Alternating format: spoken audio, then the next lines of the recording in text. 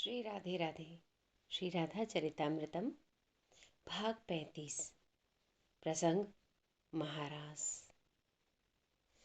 प्रिय सामने हैं, उनके आगे उनके साथ ललित गति से नाचना, उनकी ओर देख देख कर सहज भाव से मुस्कुराना, प्रिय को प्रेम से निहारना, उनको जरा भी इधर उधर मुड़ते देख रूठ जाना, फिर मान जाना।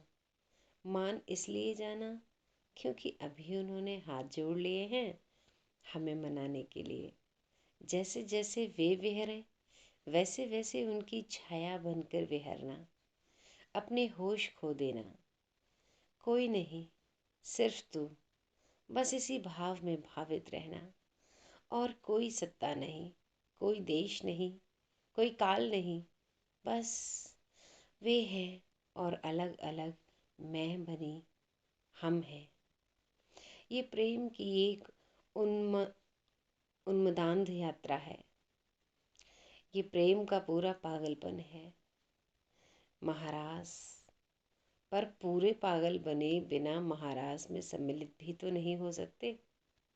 ज्ञान, प्रकाश, अच्छाई ये तो सब दे सकते हैं अपने प्रियतम को, पर अपना अंधकार, अपने हिस्से का पाप, अपने भाग की बुराई, इनको देने का साहस किसी प्रेमी में नहीं होता। बल्कि हम तो अच्छाई को दिखाते हैं अपने प्रिय को और बुराई को हृदय के कोने में कहीं छुपा लेते हैं, और उस पाप को ऐसी जगह छिपाते हैं कि प्रिय कहीं देख न ले। ये डर बना ही रहता है। पर महाराज में सब कुछ प्रियतम के सामने रखना है। जीवन का प्रकाश ही नहीं, अंधकार भी, पुण्य ही नहीं, पाप भी, अपनी सुंदरता ही नहीं, भीतर की कुरूपता भी। क्योंकि हमारे हृदय में अब वो प्रियतम बैठ चुका है। अब वह टटोलेगा, पर डर कैसा? जब प्रिय अपना है तो पाप भी उघाड़ दो। पर याद रखो, अपने को पराया समझ उसे अपना समझो। अपने को पराया समझ उसे अपना समझो। तब दुराव नहीं होगा, तब कोई छुपाव नहीं होगा। छिपाव तो वहाँ होता है ना, जहाँ उसे अपना न मानकर अपने को अपना माना जाए। वह सब देख रहा है, वह सब देख सकता है, वह सब जगह है। वह तुम्हारे भीतर भी देख सकता है और बाहर भी देख सकता है। वह सर्वत्र है, वही है। उसकी हर ताल में अपनी ताल मिलाना, यही महारास है। उसके हर राग में अपना राग मिलाना, यही महारास है। उसकी हर इच्छा में अपने आप को बहा देना, यही महारास है। बस घूमते रहना, उसके चारों ओर घूमते रहना, उसकी एक झलक में ही अपने आप को न्यौछावर कर देना, यही महारास है। सब ले ले मेरा, मेरा मन, मेरी बुद्धि, मेरा चित्त, मेरा अहंकार, सब ले लो। तेरे ही रंग में रंग जाऊं मैं, हे वज्रनाभ, यही महारास है। कोई नहीं है इस वृंदावन में आज। न कोई पुरुष है, न कोई स्त्री है, न कोई कृष्ण है, न ही गोपी है। बस रस है। मात्र एक ही तत्व है इस वृंदावन में, वो है रस। रस ही गोपी है, रस ही गोपाल है, रस की रसीली ही श्री राधा है, रस ही वृंदावन है।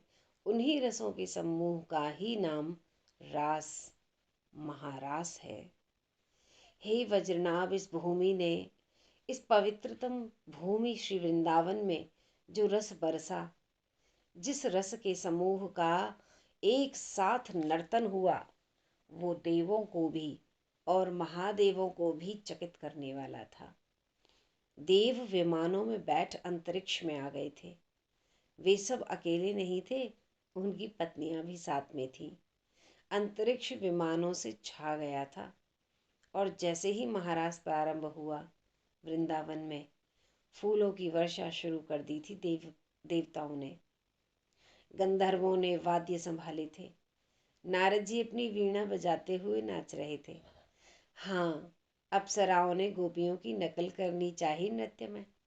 पर कहाँ, ये गोपियां जो भोग विलास से दूर, मात्र विशुद्ध प्रेम की दीवानी, और कहाँ ये स्वर्ग की अप्सराएं जिनका उद्देश्य ही भोग में लिप्त रहना है।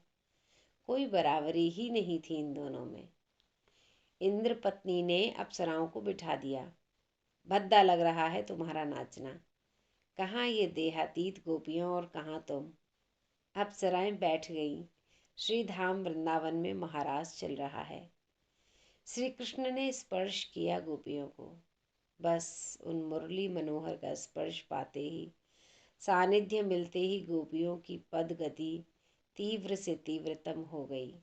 मध्य में रासेश्वर रस शेखर श्याम सुंदर अपनी श्रीजी के साथ ठुमक रहे हैं। इतना ही नहीं, बांसुरी भी बजा रहे हैं और गा भी रहे हैं। श्याम सुंदर और उनकी श्री राधा रानी, अन्य गोपियों की ये मंडली कितनी सुंदर लग रही थी कि देवों को भी देह सुध न रही। अप्सराएं उनकी चोटी ढीली हो गई, उनमें से फूल गिरने लगे। जो साड़ी पहनी हुई थी वो साड़ी खिसकने लगी। उन सबका देह कांपने लगा था। इधर वृंदावन में चांदनी रात है, पूर्णिमा है।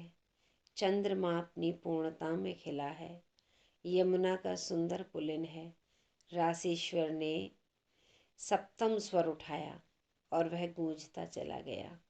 सारे ब्रह्मांडों को चीरता वह स्वर ब्रह्मलोक से भी आगे निकल गया था। गगन में सब स्तब्ध हो गए थे। गायन अपने चरम पर था। सब नाच रही थी गोपियां, और द्रुत गति से नाच रही थीं। साथ में गायन भी चल रहा था, पर अब गायन को रोक दिया गया क्योंकि ताल की गति तीव्रतम हो रही थी। अब बस नृत्य हो रहा है। बड़ी तेजी से सब नाच रहे हैं। तीव्रता से नाचने के कारण गोपियों के केश खुल गए हैं। वेणी से फूल झर रहे हैं। तीव्रता से नाचने के कारण गोपियों के वस्त्र भी इधर उधर हो रहे हैं। उन गोपियों के कुंडल उनके कपोल को छू रहे हैं। गले की माला टूटकर इधर उधर बिखर गई है। अरुण मुख हो गया है सबका। हे वज्रनाभ, इस महारास में संपूर्ण सृष्टि का कण कण अस्थिर हो उठा था।